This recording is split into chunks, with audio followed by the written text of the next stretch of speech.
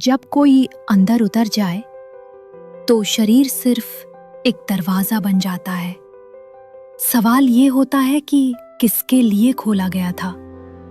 विक्रम अब हर रोज एक अजनबी के साथ जी रहा था। चेहरा वही था, मगर आंखों में आरव की परछाई थी और वो परछाई अब थमी नहीं रही थी।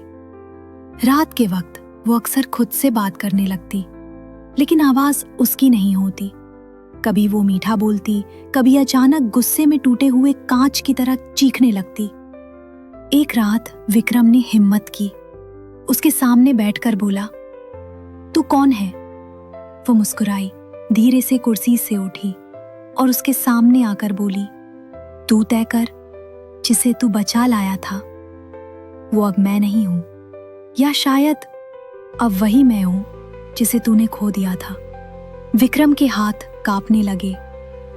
अगर तू आरव है तो वो मेरी भाभी थी, अगर तू वो है तो तू मेरी जिम्मेदारी, लेकिन अगर तू कोई और है तो तुझे मैं यहां नहीं रहने दूंगा।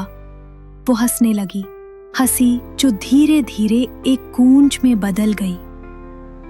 कितनी आसानी से तुम लोग प्यार को नाम देते हो, भाभी, जिम्मेदारी, साया, आत्मा, लेकिन मैं सिर्फ एक चाहत थी जिसे तुम सब ने अधूरा छोड़ दिया। अब मैं खुद को पूरा करने आई हूं, तेरे जरिए नहीं, तेरे खिलाफ।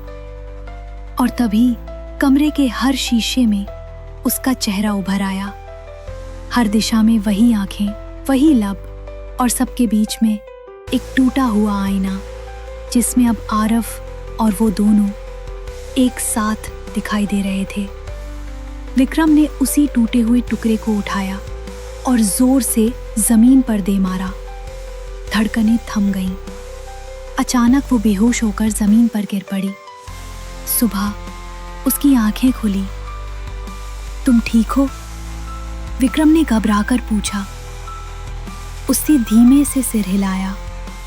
हाँ, पर अब सब कुछ बहुत चुप है। तू अब वही है ना?